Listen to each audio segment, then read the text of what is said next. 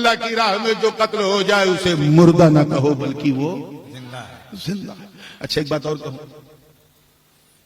کچھ سچی بات ایسی ہوتی ہے مولانا، بات سچی ہے لیکن ہمارا سماج روک دیتا ہے کہ یہ سچی بات مت بولو، ہے سچی کھری کھوٹی، سماج نے کہا stop, you don't have a right to say, کہنے کا تمہیں حق نہیں۔ مثال کے طور پہ ہر ماموں باپ کا سالہ ہوتا ہے نا، بولو۔ اب اگر کوئی نالائق بھانجا اپنے ماموں کو یوں کہہ کے پکارے، اے میرے باپ کے سالے، بات جھوٹ نہیں، بات سچ ہے کہ نہیں؟ لیکن ہمارا معاشرہ، ہماری سوسائٹی، ہمارا سماج تھپڑ مارے گا، بدتمیز، کہنا ہے تو ماموں کہو، یہ کیا میرے باپ کے سالے، سچ ہے لیکن سچائی بولنے سے روک دیا۔ ایسے ہی ہر ماں باپ کی بیوی ہوتی ہے، جورو ہوتی ہے۔ کوئی بدتمیز بیٹا اپنی ماں سے کہے اے میرے باپ کی جورو، جھوٹ نہیں لیکن معاشرہ اسے روک، you don't have a right to سے، it's a dishonour of mother. تو کہیں ایسا تو نہیں، توجہ چاہوں گا آگے سے لے کے پیچھے، علماء بیٹھے ہیں ان کے مزاج کی لگتی بات، کہیں ایسا تو نہیں کہ اللہ کی راہ میں جو قتل ہوتا ہے تو مردہ، لیکن اسے مردہ نہ کہو، ادب کے خلاف ہے، سمان کے خلاف ہے، کہیں ایسا تو نہیں؟ ایسا وہم آئے، اللہ نے اس وہم ناشی کو دور کرنے کے لیے بلکہ مطلب اللہ کی راہ میں جو قتل ہو جائے اسے مردہ نہ کہو، کیوں؟ کیونکہ وہ زندہ ہے، اس لیے مردہ نہ کہو کیونکہ وہ یہ اور بات ہے کہ تمہیں ان کی زندگی کا شعور نہیں، you cannot imagine their life, how they still alive، وہ کس طرح سے۔ اچھا ایک بات، پہلا مرحلہ وہ مردہ، دوسرا یہ کہ ہم نے اسے زندہ۔ اس آیت کا ایک پس منظر بھی، اور تھوڑا سا میں چاہتا ہوں کہ اس پر 2 منٹ بات ہو جائے۔ یہ اس زمانے کی بات ہے جب حضرت سیدنا امیر حمزہ رضی اللہ تعالیٰ عنہ ایمان نہیں لائے تھے، ایمان کی دولت سے سرفراز نہیں۔ حضرت امیر حمزہ کا معاملہ جانتے ہو کیا تھا؟ مکے کے سب سے بڑے غنڈے کا نام ابو جہل، کیا نام تھا؟ ابو جہل۔ اتنا بڑا غنڈا تھا، مافیا تھا، ڈان تھا، اور وہ حضرت امیر حمزہ سے ڈرتا تھا۔ اب سمجھ جاؤ وہ کیا ہے، وہ حضرت امیر حمزہ سے ڈرتا تھا۔ اب سمجھ جاؤ حضرت امیر حمزہ کیا ہوں گے۔ ایک دن کا واقعہ ہے، سنن ابن ماجہ میں یہ تفصیل موجود ہے کہ ایک دن حضور علیہ السلام خانہ کعبہ سے نکلے طواف کر کے۔ توجہ ہے، ایک بات ذہن میں رکھیے گا، جو بات میں دھیرے سے ہلکے سے کہتا ہوں اسے ہلکے میں نہ لیا کرو۔ کبھی کبھی میں زور کا جھٹکا بڑی دھیرے سے دیتا ہوں، تو ہاں توجہ سے سنا کرو پوری زندگی کے ساتھ۔ خانہ کعبہ سے طواف کر کے نکلے تو راستے میں ابو جہل کا گھر بھی پڑتا تھا، حضور علیہ السلام کے گھر اور کعبے کے بیچ میں ابو جہل کا گھر۔ آج بھی یہ تو سعودیہ والوں نے بہت غلط کام کیا، مگر ایک کام بہت اچھا ہے کہ جہاں ابو جہل کا گھر تھا وہاں ٹوائلٹ بنا دیا، یہ کام بہت اچھا ہے۔ باقی تو انہوں نے جو کیا ہے اللہ کی بنا، اولیاء اللہ صحابہ سب کے مزارات کو توڑ دیا۔ تو حضور گزر رہے تھے، ابو جہل اپنے دروازے پہ کھڑا تھا، سامنے گندی نالی تھی، گندی نالی۔ اتنا گھٹیا انسان تھا ابو جہل، اور بغض اور حسد کی آگ میں اتنا جلا ہوا تھا کہ جیسے سرکار کو اس نے دیکھا اسی گندی نالی میں ہاتھ ڈالا، کیچڑ نکالا اور میرے آقا کے اوپر پھینک دیا۔ ہم اور آپ ہوتے تو میاں تل ملا جاتے۔ سرکار نے اسے دیکھا، تھوڑا سا وہ کیا، اس کے بعد ہدایت کی دعا کر کے چلے۔ ایک شخص نے دیکھ لیا، ایسا کرتے ہوئے ایک آدمی نے بولو دیکھ لیا، اور وہ آدمی کون تھا؟ وہ حضرت امیر حمزہ رضی اللہ تعالیٰ عنہ کا غلام تھا۔ وہ بھاگتا ہوا سیدنا امیر حمزہ کے پاس آیا۔ یہ اس زمانے کی بات ہے جب امیر حمزہ حالت ایمان میں نہیں، یہ آیت انہی کے حق میں نازل ہوئی۔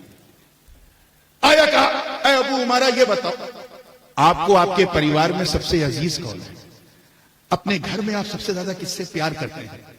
تو حضرت امیر حمزہ نے کہا دیکھو میری بات تو وہ نہیں مانتا، زبردستی ضد کیے ہوئے ہے، لیکن دل کا کیا کروں، میں سب سے زیادہ اپنے بھتیجے محمد ابن عبداللہ سے محبت کرتا ہوں۔ یہ اور بات ہے کہ وہ میری بات نہیں مانتا۔ تو کہا اچھا اتنی محبت کرتے ہیں تو یہ بتائیے اگر کوئی آپ کے بھتیجے کو کچھ کہہ دے، کچھ کہہ دے گا تو میں اس کی زبان کھینچوں گا۔ اچھا اگر کوئی گالی بک دے، گالی بکے گا میں اس کی گردن اڑا دوں گا۔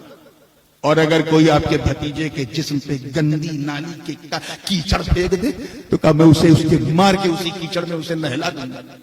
اتنا سنا تو معاملہ گرم تھا، پھر اس غلام نے کہا سنیے آپ کا بھتیجا گزر رہا تھا، ابو جہل نے گندے نالی میں سے کچھ گندگی نکالی اور آپ کے بھتیجے کے اوپر پھینک دی۔ اتنا سننا تھا، حضرت امیر حمزہ چلا گیا۔ کہا تو نے اپنی آنکھ سے دیکھا؟ کہا ہاں میں نے اپنی آنکھ سے دیکھا۔ کہا چل میرے ساتھ اس کے گھر۔ اڑیسہ والوں، جس ابو جہل کی آواز کی دھمک سے مکہ ہلتا تھا، اس ابو جہل کے دروازے پہ جب پہنچے تو اپنی جوتے کی نوک سے ٹھوکر ماری۔ حضرت امیر حمزہ نے کہا بدبخت نکل، تیری یہ اوقات کہ تو حمزہ کے بھتیجے پہ انگلی اٹھا۔ تو ابو الحسن جیسے ہی وہ ابو جہل نے دیکھا تو تھر تھرا گیا، ہاتھ پیر پھول گئے، سامنے امیر حمزہ تلوار لیے کھڑے تھے۔ تو مکار بہت بڑا تھا، دیکھو ہم نے اس لیے اس پر کیچڑ پھینکا کیونکہ وہ ہمارے معبود پر کیچڑ پھینکتا ہے، وہ کہتا ہے لات و منات عزا ہبل کی پوجا مت کرو، یہ شرک ہے، اس لیے میں نے ایسا کیا۔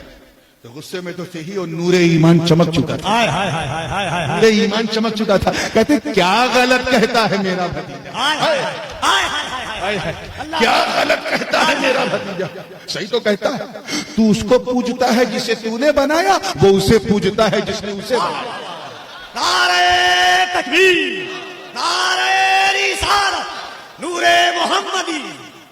کیا غلط کہتا ہے، بنا بنا کے پوجتا ہے، اور میرا بھتیجا تو اس کی عبادت کرتا ہے اس رب کی جس نے اسے بنایا۔ ارے تو اسے کیا روکے گا؟ اب امیر حمزہ کے الفاظ سنو جس کے بعد یہ آیت نازل ہوئی۔ فرماتے ہیں اے زمین و آسمان گواہ ہو جاؤ، میں رسول اللہ کے، اب رسول اللہ منہ سے نکل رہا ہے، میں رسول اللہ کے سب سے خطرناک جانی دشمن عمرو بن ہشام یعنی ابو جہل کی آنکھوں میں آنکھیں ڈال کے کہتا ہوں اشہد ان لا الہ الا اللہ و اشہد ان محمد عبدہ و رسولہ۔ نعرہ تکبیر، نعرہ رسالت، عظمت مصطفیٰ، سرکار دو عالم کانفرنس۔ واہ واہ واہ۔ مفسرین فرماتے ہیں کہ حضرت امیر حمزہ کا وہ دور جو ایمان کی حالت میں نہیں تھا اسے قرآن نے مردہ کہا۔ کیا کہا؟ زور سے بولو۔ اور جب کلمہ پڑھ لیا تو اسے قرآن نے زندہ کہا۔ پھر اس کے بعد ایک دور آیا کہ امیر حمزہ نور والے ہوئے، پھر نور بانٹنے والے ہوئے، پھر بے مثال ہوئے۔ 5 فیض سرکار کے چچا کی شان میں نازل۔ اب بات امیر حمزہ کی چل پڑی ہے تو ایک بات لگتی ہوئی کہتا چلو، اور اس کا اس آیت سے بڑا گہرا تعلق۔ الحمدللہ ہم اہل سنت ہیں، جلسہ کرتے ہیں، عرس کرتے ہیں، سندل گاگر چادر سب کرتے ہو نا۔ اگر کوئی ٹوکے تو سینہ ٹھوک کے کیا کرو، روکے تو ڈنکے کی چوٹ پہ کیا کرو، کہا کرو یہ رضا کے نیزے جو عدو کے سینے میں غار۔ توجہ ہے آپ کی؟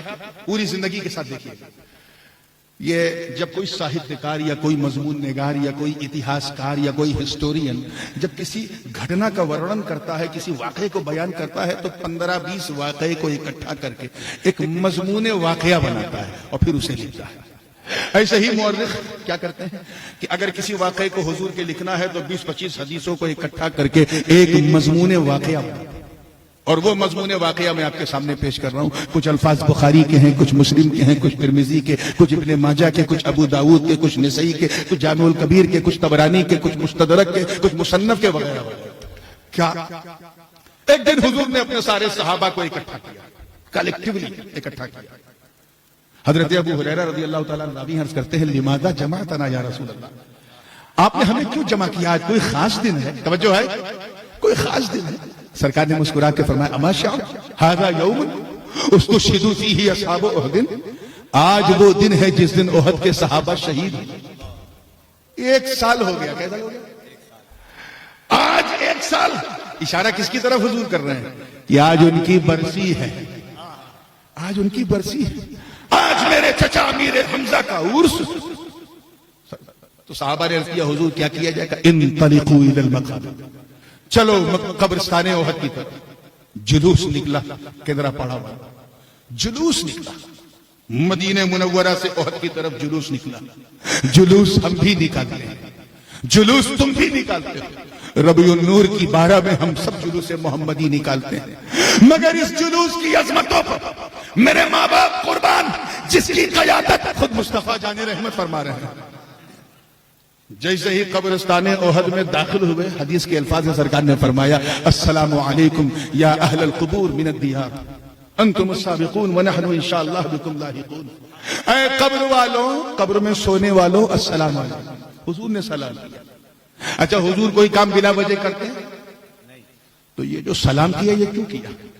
کلیئر ہے نا کہ وہ سلام سننے والے تھے اسی لیے تو حضور نے کیا. سرکار نے سلام کیوں کیا؟ کیونکہ وہ غلام جو ان کے ہیں وہ سن رہے ہیں، اسی لیے تو حضور نے سلام کیا. ہمیں موقع ملے تو ان بے وقوفوں کو سمجھاؤ اور ان سے کہو کہ جب امام کا سلام غلام سن سکتا ہے تو ہم غلاموں کا سلام مصطفیٰ سنے تو حیرت کیا. وہ ہمارے یہاں ایک کہاوت مشہور ہے کفیل صاحب کچھوجا شریف میں کہتے ہیں گٹھنا پیٹ کی طرف مڑتا ہے، خون خون کو پہچانتا ہے. سرکار کے ساتھ بھی یہی قصہ روایت میں ہے. انہو مال الی قبر عمی، سب سے پہلے حضور اپنے چچا جان کی قبر پہ گئے. سگے چچا ہے اور عزیز انتہائی چہیتے چچا. حضور کو اپنے دو چچا سے اتنا پیار تھا جن کی محبت پر سارے چچاؤں کی محبت ایک ابو طالب تھے، دوسرے حضرت امیر حمزہ تھے. دونوں چچا بہت عزیز تھے. ایک نے پورا بچپن دیکھا، دوسرے نے پوری جوانی دیکھی. تو دونوں کی قربانیاں ہیں اور ہم بے وفا نہیں ہیں، دونوں کی قربانیوں کا خیال رکھتے ہیں. توجہ چاہوں گا. سرکار کی قبر تک گئے تو راوی کیا بیان کرتے ہیں کہ سرکار کے لب ہل رہے تھے. لب ہل رہے تھے یعنی حضور کچھ پڑھ رہے تھے. کیا یہ بتاؤ، قرآن سے اچھی چیز کوئی ہے پڑھنے کے لیے؟ تو دل یہی کہتا ہے کہ میرے نبی قرآن پڑھ رہے تھے. اس کے بعد حضور نے دعا مانگی. سرکار دعا مانگ رہے ہیں اور ابو بکر کہہ رہے ہیں آمین، عمر کہہ رہے ہیں آمین، عثمان کہہ رہے ہیں آمین، علی کہہ رہے ہیں آمین. ارے کی بھی آمین باب اجابت کو دستک دینے کے لیے کہا. اس کے بعد سرکار نے ایک ممبر لگوایا، جیسے ممبر لگا ہے ممبر لگوایا. اچھا یہ بتاؤ، قبرستان میں کہیں ممبر ہوتا ہے؟ وہاں تو تھا. اس کا مطلب وہاں ممبر نہیں تھا. مدینے سے ممبر شریف لے جانے کا اہتمام کیا. کیا کیا گیا؟ व्यवस्था की गई. हमें इसी एहतमाम को तो उर्स कहते हैं. उर्स कोई नई चीज नहीं. इसी एहतमाम को क्या कहते हैं? उर्स में हम वही करते हैं जो नबी ने किया. कुरान पढ़ते हैं जो नबी ने पढ़ा, जलसा करते हैं जो नबी ने किया, मेंबर सजाते हैं जो नबी ने किया, खुतबा देते हैं जो नबी ने किया, कुरान पढ़ते हैं जो नबी ने किया, कब्र की जियारत करते हैं जो नबी ने किया. याद रखना, हम वही करते हैं जो नबी ने किया. रस्में तो बदल सकती है. अल्लाह करे ये जुमला समझ में आ जाए. रस्में तो बदल सकती, सुन्नत नहीं बदलती. ये सहाबा की किस्मत थी जो नैनों के सागर से नहाते थे. ये औलिया की किस्मत है जो गागर से नहाते